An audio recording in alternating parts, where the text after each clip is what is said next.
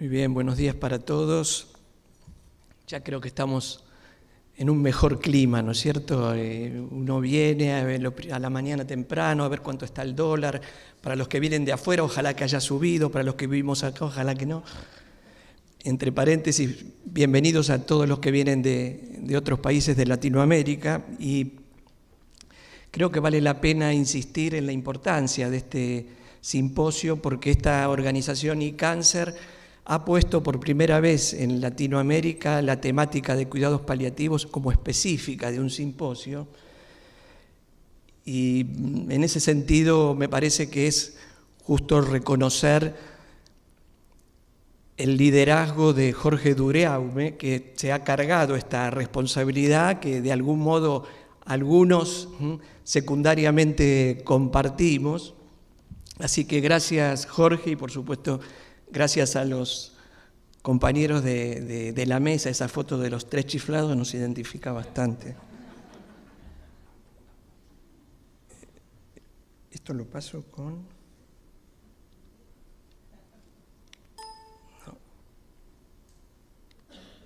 No, hice lío.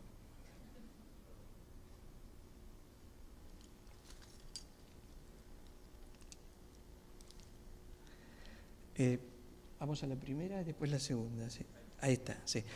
Fíjense esto que fue escrito hace algunos años. En los últimos 25 años, la forma de relacionarse entre los profesionales de la salud y los enfermos cambió más que en los 25 siglos anteriores. Y le tenemos que sumar estos últimos 10 años después que fue publicado esto, con todo el avance de la tecnología al servicio de la relación entre el profesional de la salud y el paciente, no solamente el médico. El tema que se me pide justamente es el vínculo como fortaleza para la mejor atención.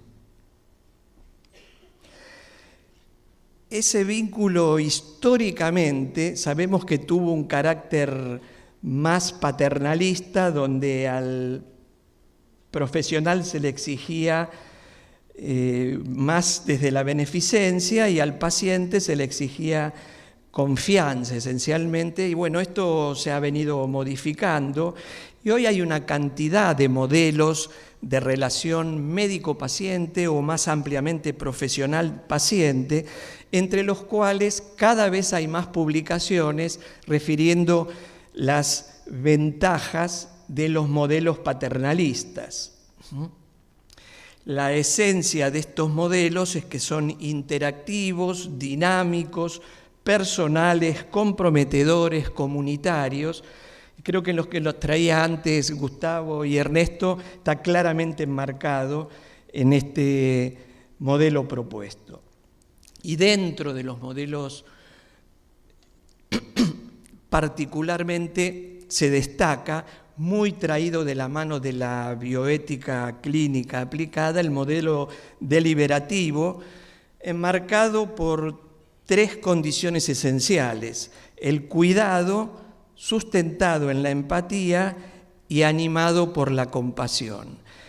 Y me parece muy importante resaltar lo que traía antes Ernesto Gildesa, que hoy hablar de estos temas no es hablar de algo artístico, que lo podemos hacer en un contexto no académico o no profesional, sino que esto forma parte hoy de la preparación de nosotros, cualquiera sea la profesión de la salud que desarrollemos, y entonces es una exigencia no solamente incluir esta temática en un simposio o en un congreso, sino incluirla en la currícula de formación en grado y en posgrado. Y esos son desafíos que aún están muy parcialmente cubiertos. Fíjense el tema de la empatía, como ha crecido logarítmicamente en cuanto a publicaciones en los últimos 20 años. Con respecto al cuidado, estas son las 5 C, las 5 características esenciales: de vuelta a la compasión, la competencia, la confianza, la conciencia, el compromiso. Pero nosotros estamos hablando de medicina basada en pruebas, donde no es solamente importante la experiencia de los profesionales que asistimos a los pacientes, sino también la evidencia disponible, donde podamos sustentar desde el punto de vista estrictamente científico cuál es el mejor camino en conjunto con la evidencia y en conjunto con la identificación de valores y preferencias. Y esto me gusta insistirlo porque a veces uno equipara la medicina basada en pruebas solamente en la evidencia, y de ningún modo la evidencia es suficiente para tomar decisiones, sí es necesaria. Entonces, si queremos hablar de la empatía, de la compasión y del vínculo en el contexto profesional, formativo, académico, vamos a tener que ir generando evidencia y no solamente experiencia. Y en ese sentido, si empezamos por la experiencia, probablemente este referente de la medicina hispanoamericana nos trae una clave. El instrumento más importante de la medicina es la silla, un poco acompañando a lo que traía antes Ernesto. Pero ¿cuál es la evidencia? Muchos conocemos este trabajo que presentó Eduardo Bruera, la diferencia entre un médico asistiendo a su paciente de pie y un médico asistiendo a su paciente sentado, y esto fue evaluado a la luz de lo que dijeron los pacientes viendo dos videos en estas dos situaciones distintas. Estas son las características de los pacientes, todos oncológicos. Fíjense, más de la mayoría prefirió al paciente, al médico hablando con este paciente sentado. Cuando vamos a los hospitales, esto es una excepción en las salas, y parece que no hubiera tiempo para sentarse. Pero qué interesante, también juzgar, no solamente prefirieron al médico que dialoga sentado, sino que lo consideraron más compasivo y que invirtió más tiempo que aquel que estuvo parado. Y la verdad es que los videos duraban exactamente lo mismo. De vuelta, como la comunicación es mucho más profunda que exclusivamente la información. Eduardo Bruera hace un segundo estudio con más pacientes y con más preguntas, y de vuelta, los hallazgos, los pacientes prefieren que el médico esté sentado, y el médico sentado fue considerado como más compasivo y que pasó más tiempo con el paciente. Esto significa que hay gestos concretos que fortalecen la presencia de la empatía y de la compasión. Otra opinión de expertos, y nos vamos a Michel Valint. El fármaco más usado y más importante prescripto en la práctica es el propio médico. Otra opinión de expertos, de una profesora de enfermería: los humanos somos seres que recibimos y damos cuidados. El tener la necesidad de ser cuidados es una característica vital para la supervivencia humana. ¿Hay evidencia? Este es un trabajo interesante publicado por un grupo multicéntrico italiano que relacionó la empatía del médico tratante, eran todos profesionales de la atención primaria en salud, y las complicaciones de la enfermedad que eran diabetes en los pacientes asistidos por estos profesionales de atención primaria en salud. Todos prescribían los mismos tratamientos porque estaban protocolizados. La variable era el nivel de empatía que para este estudio fue considerado con el test de Jefferson, que es uno de los que más se utiliza para evaluar empatía.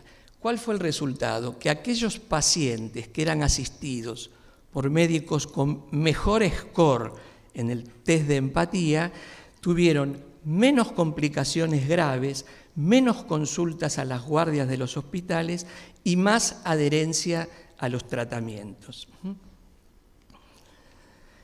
Este otro trabajo lo hicimos en el Hospital Udaondo hace unos cuantos años.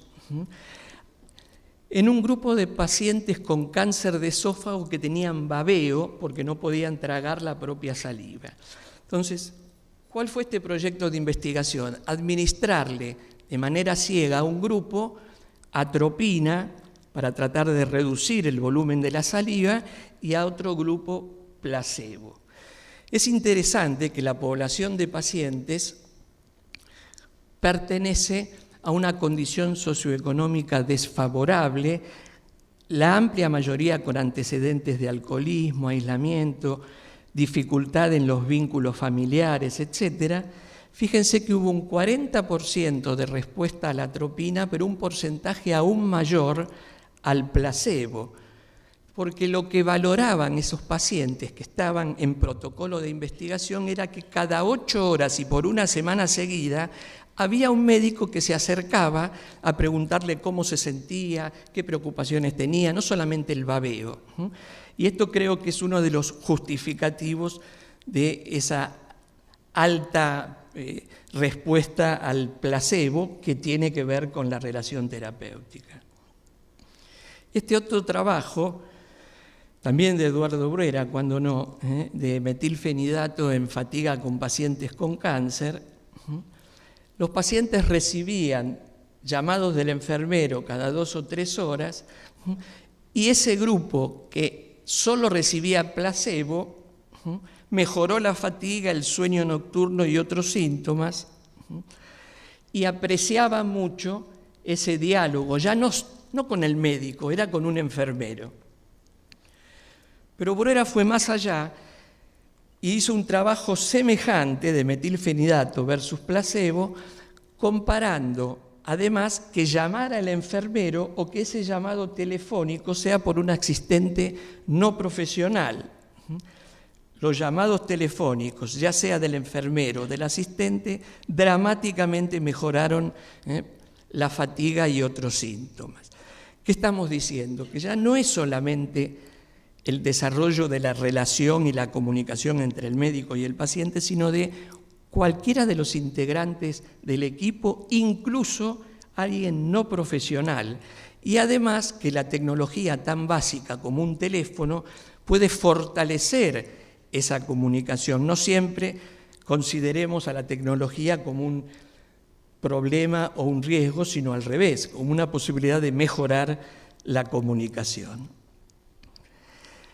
Hablamos de empatía y hablemos 2 palabras de la compasión, entendida con la acepción actualizada, que no es la pena o la lástima, sino más bien una actitud de sensibilidad frente al sufrimiento del otro, con una genuina intención y acción para prevenirlo o aliviarlo. Dicho de otro modo, la compasión es la empatía puesta en acción. Y para ir cerrando, estos 2 trabajos recientes que muestran intervenciones basadas en la compasión, este es una revisión con una cantidad importante de pacientes incorporados, que concluye que las intervenciones basadas en la compasión, no estrictamente en pacientes oncológicos, es una población realmente variada, produce efecto moderado para reducir el sufrimiento y una mejor satisfacción con la vida. O sea, hoy ya tenemos alguna evidencia de la importancia de cultivar nuestra propia compasión. Cuando comenzamos trabajando en el área de los cuidados paliativos, yo particularmente vengo de la medicina interna y de la oncología, hablábamos de la compasión, pero no teníamos demasiadas herramientas para formarnos en la compasión. Hoy creo que hay una cantidad de estrategias, muchas de las cuales son incorporadas en la formación de grado de profesionales en algunas universidades, que nos permiten crecer en esta competencia necesaria. Este otro es un metaanálisis de intervenciones basadas en la compasión, también un trabajo publicado hace menos de un año, que nos dice que el estado actual de la evidencia destaca los beneficios de estas intervenciones. De modo que un poco el mensaje que me parece importante compartir con ustedes en esta parte de la mañana es que no solamente por la experiencia, el comunicarnos mejor y el intentar un vínculo más honesto, más profundo y más sustentable con nuestros pacientes y los familiares de ellos y los compañeros de equipo vale la pena, sino que hay una creciente evidencia de que esto impacta sobre la calidad y la cantidad del tiempo de vida de los pacientes y de que existen estrategias para poder formarnos y cultivarnos en estas competencias que son también importantes más allá de las otras que fueron referidas previamente. Son varias las publicaciones que demuestran que el diablo está en el tercer año de la carrera. En las carreras de salud, sobre todo las que duran más de 3 años, parece ser que a partir del 4.º año, que es cuando comienza sobre todo el ciclo clínico, cae dramáticamente la actitud y la habilidad de la empatía en los estudiantes y que eso se agrava en aquellos que hacen residencias de posgrado. Es decir, un poco todo al revés de lo que debiera suceder. Por eso, tan oportuno incluir esta temática desde el punto de vista de lo educativo. En definitiva, asumamos este desafío pendiente de cultivar la empatía y la compasión. Les agradezco el tiempo compartido y la atención prestada. Gracias.